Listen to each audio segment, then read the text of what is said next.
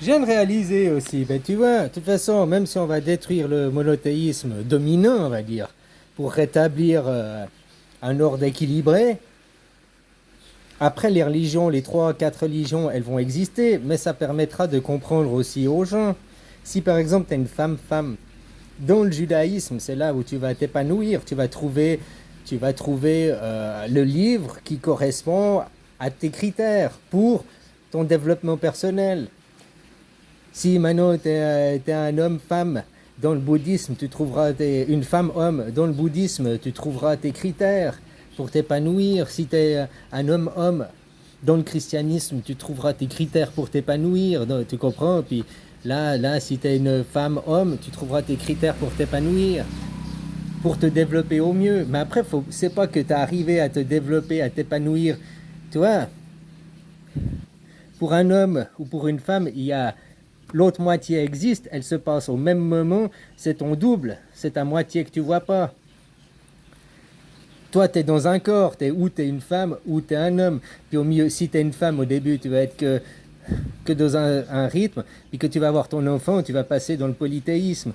Parce que d'avoir des enfants, plusieurs enfants vont t'ouvrir ton cœur, ouvrir, tu vas être moins dans l'égoïsme. L'homme, c'est l'inverse, il est ouvert à tout, il tire sur tout ce qui bouge, quoi. Il est ouvert à tout jusqu'à ce qu'il ait sa famille, sa fille, et puis que là, il se ferme et qu'il crée que pour sa fille son royaume, quoi. Tu vois, il est ouvert sur les autres, mais pour son enfant, il devient fermé, exigeant, autoritaire. On pourrait croire aussi comme ça, quoi. Hein. Après, c'est des métaphores, c'est des paraboles, tout ça. Les quatre, il faut les quatre comprendre. Les quatre, dans les quatre, tu trouves chaque fois un truc compensatoire vis-à-vis des autres. Ce que tu apprends dans le christianisme, les choses, les 10 commandements du christianisme, c'est pas les mêmes 10 principes bouddhiques. Il y a 10 principes dans le bouddhisme.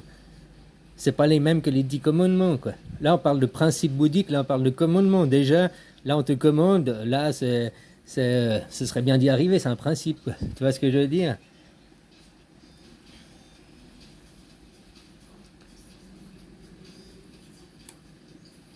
Et tout ça, c'est une famille.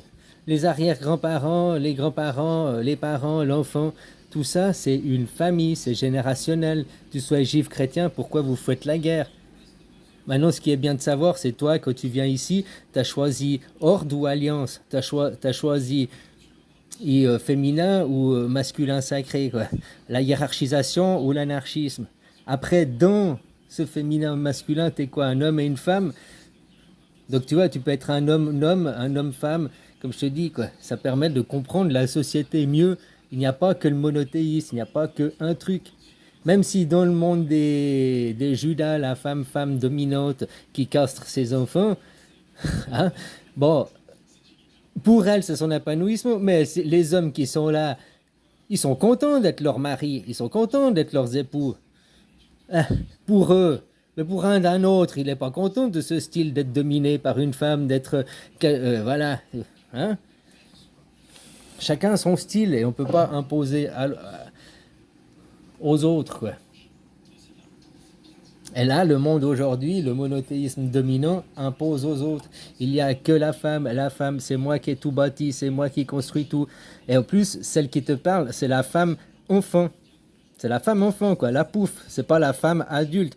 La femme, quand elle est adulte, quand elle a des enfants, la femme enfant, c'est une pouffe. Hein? T'es des chiens, tu dois tout, je te domine.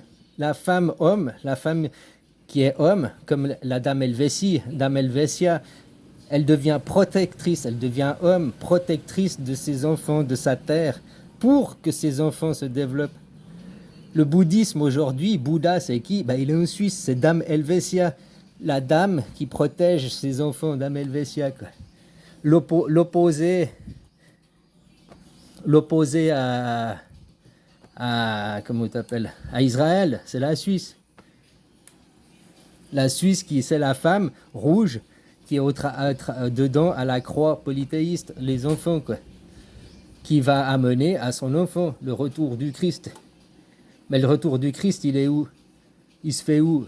Il vient de Suisse, mais la même chose, en Asie. En Asie, c'est le soleil. Tu vois, tout correspond, quoi. Ça, c'est juste une parabole. C'est pour simplifier la complexité que eux, ils rajoutent des couches, puis à chaque fois, c'est complexe. C'est du bobard, du bobard, du mensonge, quoi. Hein? On maquille les choses, on maquille le féminin sacré, quoi. Et maintenant, c'est l'heure de rétablir la vérité. C'est l'heure de rétablir le soleil, le nouveau jour. Mais c'est le soleil, soit le christianisme, machin, Jésus va l'amener. Mais il a déjà été fait avant. Je te dis les 600 ans en arrière. Avant, je me suis trompé, je réalise maintenant. 60 ans, non, c'est 120 ans. 1200 ans en arrière. 1200 ans en arrière, la France. L'an 800, la France. Ouais. Et puis 12 000 ans en arrière, le début de la... Et puis ça, c'est 25 000 ans en arrière. Les 60 ans, ils sont là. 60, 120, 180, 240, 25 000 ans, c'est là. Enfin bon, tu as compris, le cycle, je m'étais juste trompé, où se disait eux où ils sont. Depuis 1964, les 60 ans qui viennent se passer jusqu'en 2024, c'était l'élévation du Bouddha. Eux, ils ont fait depuis 64 depuis 1904 à 64. Bah, les guerres mondiales, les guerres... Hein. Ouais, voilà quoi. Bah, tout ça, c'est du détail. Et puis peut-être que toi, en regardant ce schéma, ce sexton, tu auras peut-être une autre explication, une autre vision qui va t'arriver. C'est pas juste et c'est pas faux, quoi. C'est ton interprétation d'après toi. Mais après, comprendre on est tous basés sur une même... Ça, c'est la genèse. Hein, le jeu né du Pinocchio, le nez, quoi, la naise. Hein, du mensonge, le monde du mensonge.